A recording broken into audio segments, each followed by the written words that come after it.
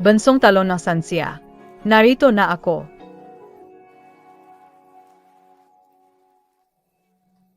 Nakita ko na ang ulat para sa buwang ito. Boss Yung team nyo at mga tao nito bumababa ang performance. Ang galing mo naman. Boss, ang laki ng pressure sa team namin. Lahat may pamilya. Hindi tulad mo, araw-araw na sa trabaho lang. 30 na taon ng edad. Hindi ka pa nag-asawa o nag-ana. Personal na bagay ito. Anong kinalaman mo? Wala kang kinalaman. Gaano man kaganda ang career ng babae, kung hindi magpapakasal o mag-ana, hindi ka pa rin kumpleto. Mag-isip sa lulo mo. Magbigay ng pwesto, magpakasal at magkaana. Nga, Ate Ruru, ako na ang maging maasikaso ko ang kumpanya. Tama ang sinabi ni Uncle Hai. Nasa edad ka na. Bukas, simulan ko na ang paghahanap ng partner para sa'yo. Ikaw. Okay.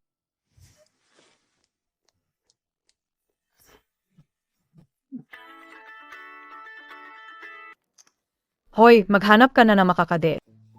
Si Fancy Chin na naman, palaging reklamo. Nakakainis, pati si Lolo kampi sa kanya. Nakakainis, weekend bukas, dadalhin kita sa bundok upang gumaan ang umalis na tayo sa madilim at magulong lugar na to. Sige. Grabe, ang best friend ko hindi maasahan. Sabi maghahiking tayo, ako lang pala mag-isa.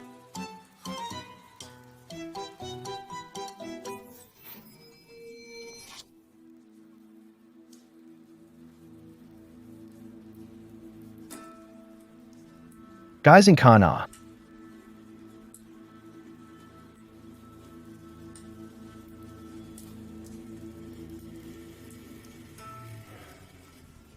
Sino kayo?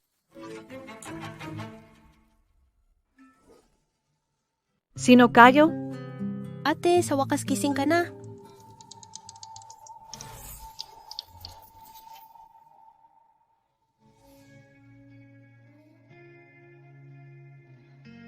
Normal na ang temperatura. Mukha namang ayos ka na. Nahulog ka sa bangin at nawalan ng malay ng isang araw-gabi. Ako, si Chong Chong at si Rui Rui sobrang nag-aalala. Ano nangyari? Huwag sabihin nag-time travel ako. Siya ba yung asawa ko sa kwento? Ate, ako. Guro ko si Linifan at si Chong Chong si Nyoko. Matagal na kaming nagtatago dito para magbantay. Akala ko talaga natupad na ang matagal ko ng pangarap na mag-time travel. Cake Chong Chong. Sayo Kakaluto ko lang ng pagkain. Kena. Pwedeng kainin kayo nalang ang sayo?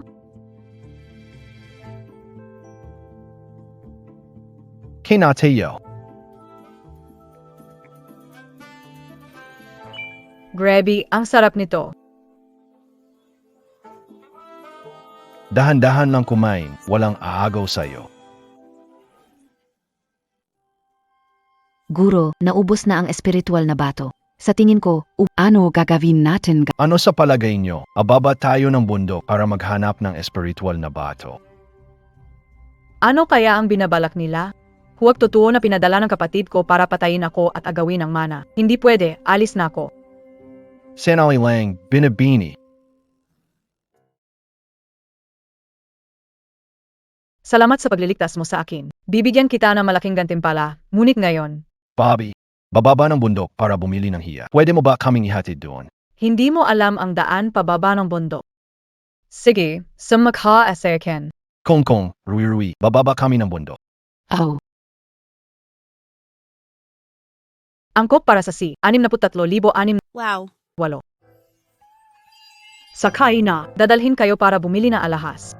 Salamat sa pagligtas niyo sa akin. Bilang pasasalamat, lahat ng gastusin ngayon, sagot ko na. Tara na. Tara, Sige, sakay na.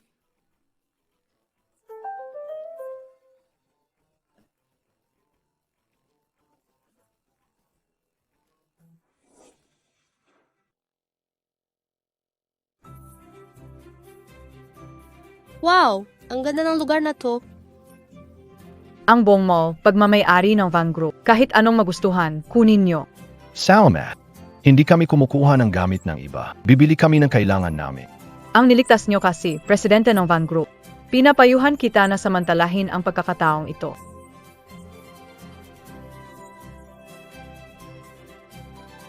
Gudam ka talaga? Kong Kong. Servizio. Isa pa ang kunin.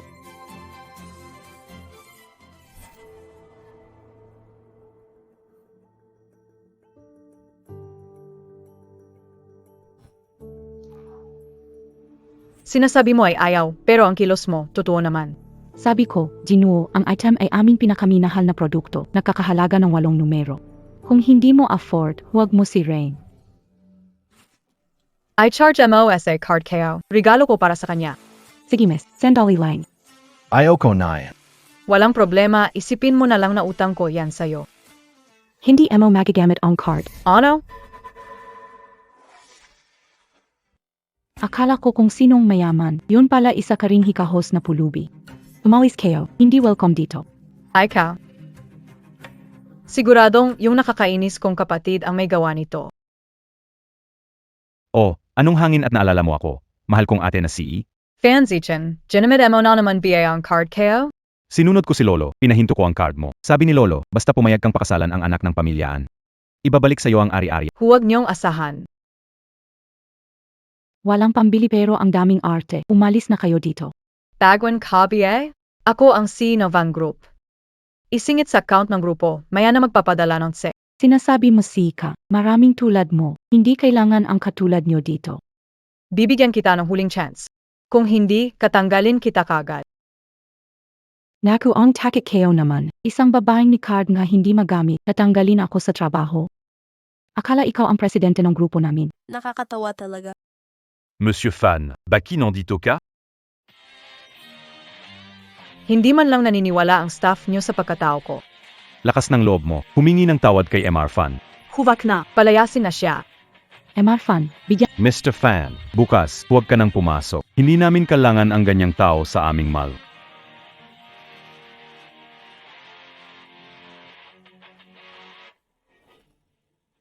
MR Fan, pasensya, hindi pa kabisado ng bago ang patakaran. Sana, Sa susunod, kailangan namin ng higit na suporta mula. Sa pagtreto sa mga customer, anuman ang estado, laging may ngiti sa serbisyo. Kailang Oo, tama kayo, Monsieur. magiging mas maingat kami sa susunod.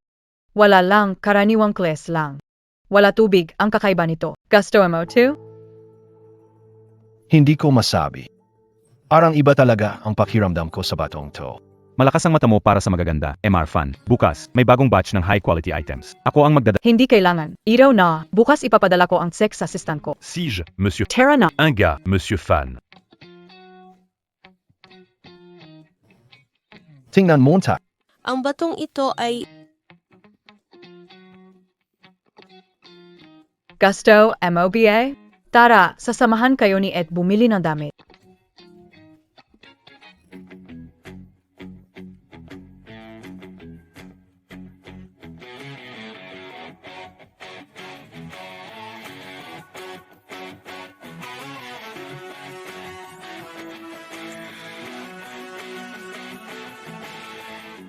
Maganda ba? Magaganda rin ang suot nyo. Lahat ng gastos ngayon, sagot ko. Ano sa tingin nyo?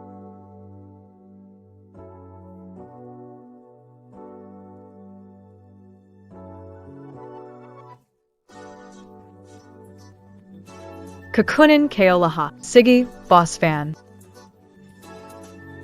Tara, yui na tayo. Bahaya mo too. ang laki pala nito. Bakit kayo nandito? Bakit nandito kayo?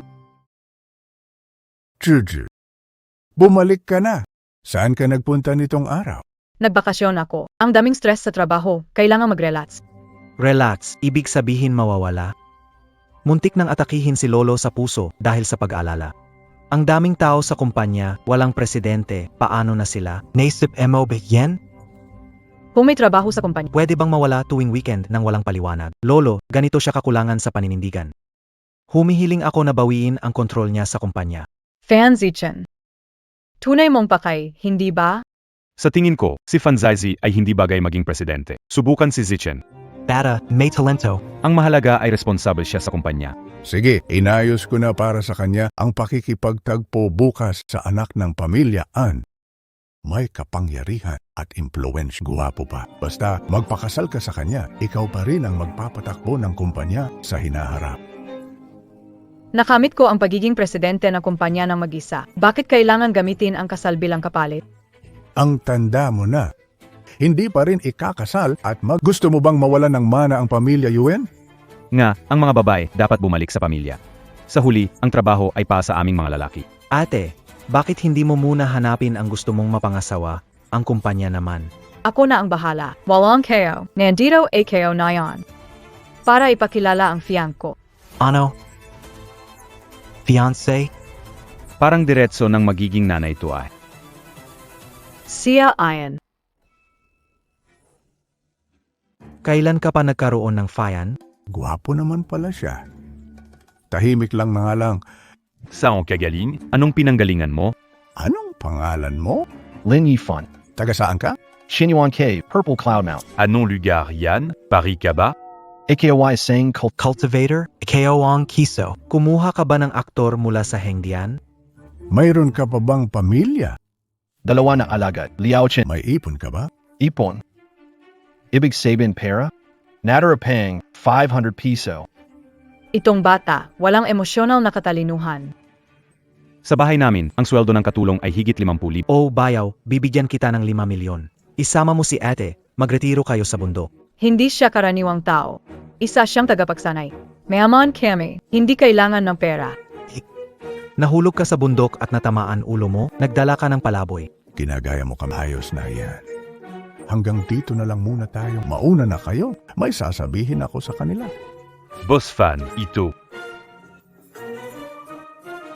Tigil. Tigil. Lolo ay kayo? Huwag na sabihin. Basta gusto nyo. Lolo, tinanggap ko na rin.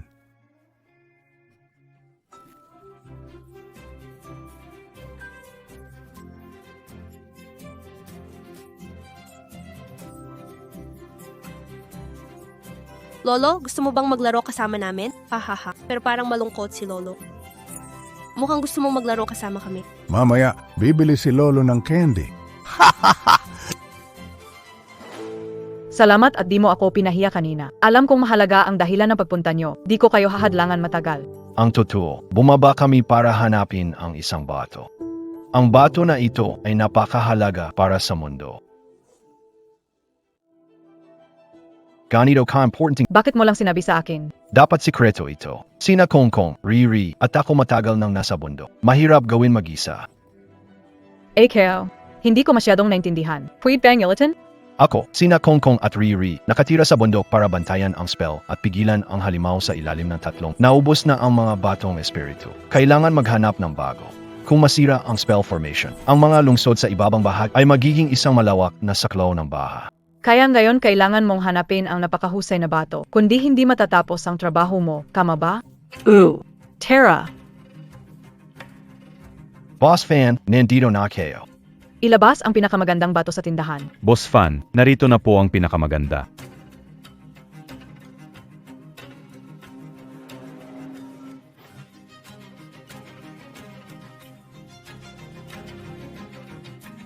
May problema ba? Wala. Hindi mo gusto ang mga to? Ito na ang pinakamahal sa tindahan. Meron ba itong kakaibang katangyan? Wala. Pero nung lumapit ako dito, ramdam ko ang kaibahan nito. Tara, sa Boss fan, ang gaka. Hoy, kung hindi ka magbabayad, tatanggalan ng oxygen ang matanda. sigurado akong makakabuo ako.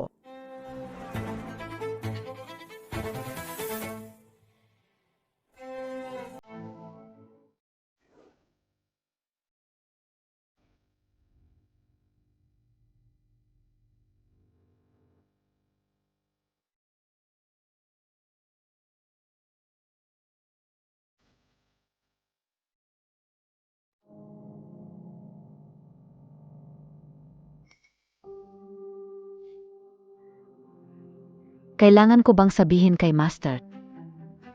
Nung hinawakan niya ako, nabasa ko ang iniisip niya. Ang lola niya nasa ospital. Kailangan niya ang bato higit kaysa... Pero ang bato ay bigay ni Atfan, hindi pwedeng basta kunin. Punta tayo kay Lolo para humingi ng tulong. Quack! Nawala ang Yan ay pamana ng pamilya ni Rui Rui. Sobrang mahalaga ito sa kanya. Sino sa inyo ang kayang maghanap nito? Magbibigay ako ng 1 milyong reward. 5 milyon? Ang dami nun.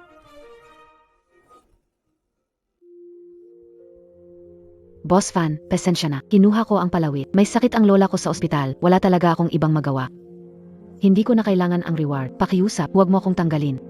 Dahil nandito ka na, hindi na kita tatanggalin. Ikaw ang nakahanap ng bagay na kaya dapat sa'yo ang gantimpala. Kailangan mo ng pera para sa pagpapagamot ng... Salamat po. Nasaan ang Jade Panda? Nasa kwarto ang jade pendant. Natakot mabasag, kaya di ko dinala. Ginofen, nakita ka o ang yada pongdong. Kinuha mo mula sa kwarto. Ako ang nakahanap niyan.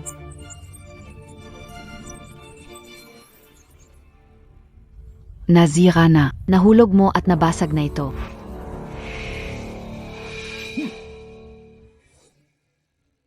Paano ito? Malulungkot si Ate Gigi kapag nalaman niya. Et Zizi, bumalik na kayo. Anong nangyari? Ayos calling biya. Ate Gigi, ang bato. Ang bato? Yang bato na yan? Huwag kang mag-alala, isa lang tong simpleng bato. Okay lang, bibili ulit si Ed para sa'yo. Nasabi na ni Master lahat kay Et Zizi. Kailangan natin ng tulong, lalo na tumulong din si Zazy sa atin. Hindi na siya iba. Napansin natin batong ito noong huli. Si Rui Rui nakaramdam ng kakaibang enerhiya. Dalhin natin ulit si Rui Rui doon. Subukan mong maramdaman uli. Tingnan natin kung pareho pa rin ang pakiramdam mo. Parang may kung ano sa bandaron.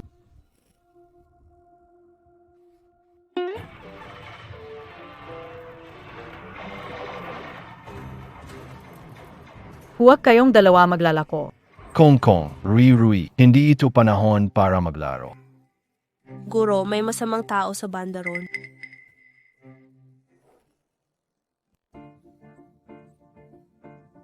Kakaiba ang taong ito. Hinabol natin siya. Ang bilis niyang tumakbo.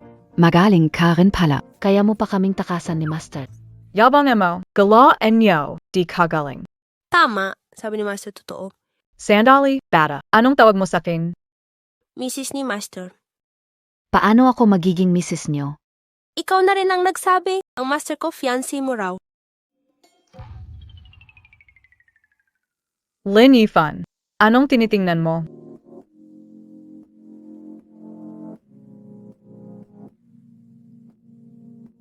Hindi ba medyo mabilis tayo?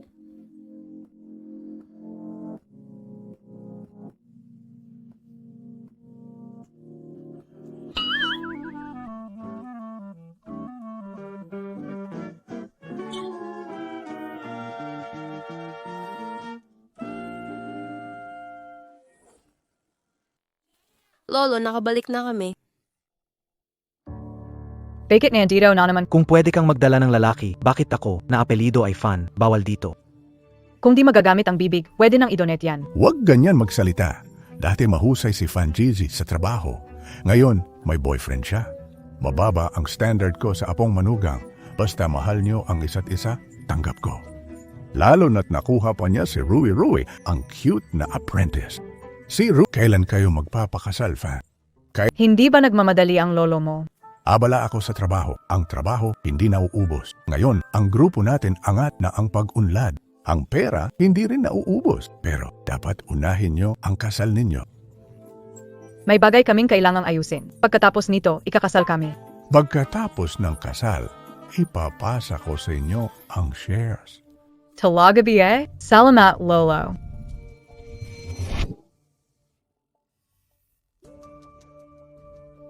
Sila lang dalawa.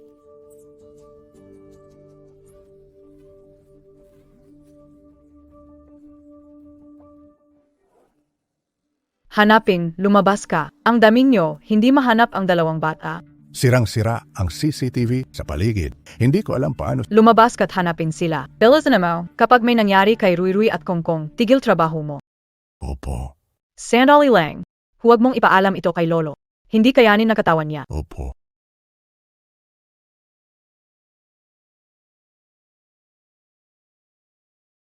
Zizi, huwag ka na masyadong mag-alala. Paano akong hindi mag-alala? Si Rui, malit pa siya. Kung may mangyari sa kanya, ano gagawin? Hindi mangyayari yon. Walang mapapahama. Hindi. Ling Yifan, anong nangyayari sa'yo? Ang nadisgrasya ay alagad mo. Bakit parang ikaw pa ang walang pek? Sila. Oy! Fanzizi, ang dalawang alaga ng asawa mo nasa kamay ko. Kung gusto mong ligtas sila, pirmahan ang kasunduan sa paglilipat ng shares at dalhin sa akin. Ang buong pag-aari ng kumpanya, akin lang dapat. Fan Zichen, ikaw talaga, ganitong mababang paraan ang laro mo. Ibibigay kayo. Hintayin kayo.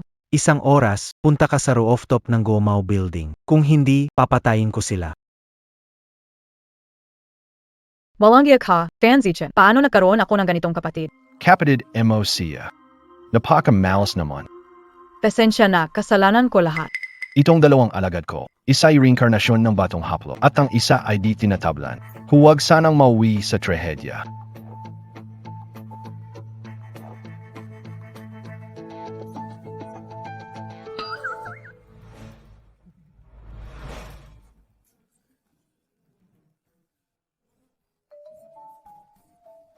Ate Gigi, nandito ka na?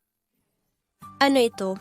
Si Rui, espiritual na bato, tagapagbantay ng bundok, may kapangyarihan. Hindi siya basta-basta matatalo ng kahit sino. Ang galing naman.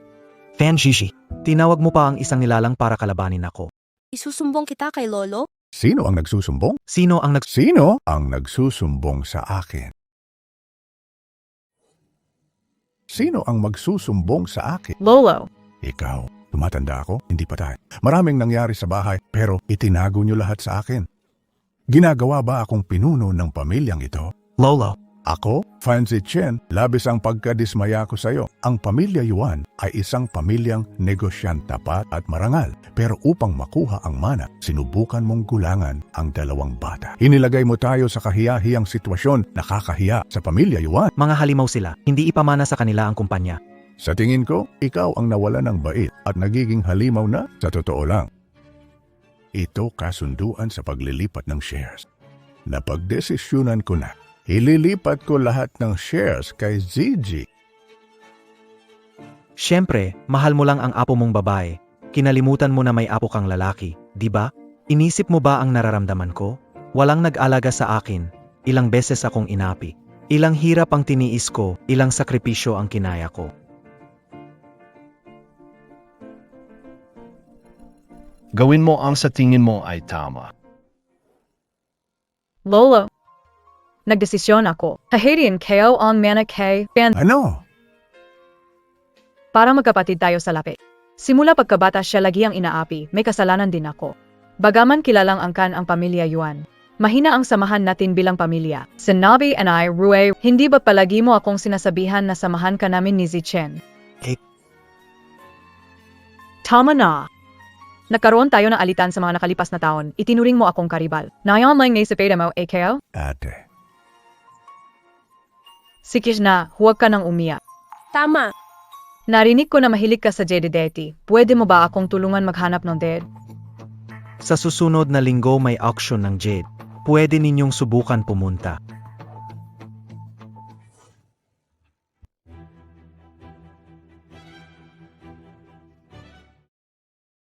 Bakit pagdating sa Jede, excited ka? Matagal nang hinahanap ang mahiwagang bato, pero wala pa ring natatagpuan. Iniisip ko, baka mali ang direksyon ko. Kung hindi mahiwag ang bato, pwede kaya ay Jed. Ginagamit ang mahiwagang bato upang protektahan ang misteryosong batong hinahanap. Ay isa pang batong espiritual na nilikha noong unang panahon. Ang sa atin ay palaging nagagamit. Habang ang isa naman, malamang nakabaon sa lupa. At naging jade dahil sa likas na proseso. Sa aksyon gayong araw, lahat ng Ded mula sa stock ay nandun. Marahil mahahanap mo ang hinahanap mo. Noong huli kang pumunta sa nagnining on Noah and I, hudyat na lapit na ang espiritual na bato. Pero wala kang espiritual na bato. Kaya naisip kayo, ikaw ang magdadala sa amin para mahanap ito. Master, tingnan mo ang noo ni Rui. Ito na nga, nararamdaman ko. Sigurado ka, Bie? Espiritual na bato, sa wakas nahanap din kita. Yingyu, ibaba ang espiritual na bato. Kung hindi, hindi na kita palalampasin. Lin Yifan, ginamit mo ang isang espiritual na bato para ikulong ako ng daan-daang taon. Pero ngayon, nakalaya na ako. Sa tingin mo kaya mo ulit akong ikulong gamit ang espiritual na bat? Gusto mo ba talagang subukan? Sugid.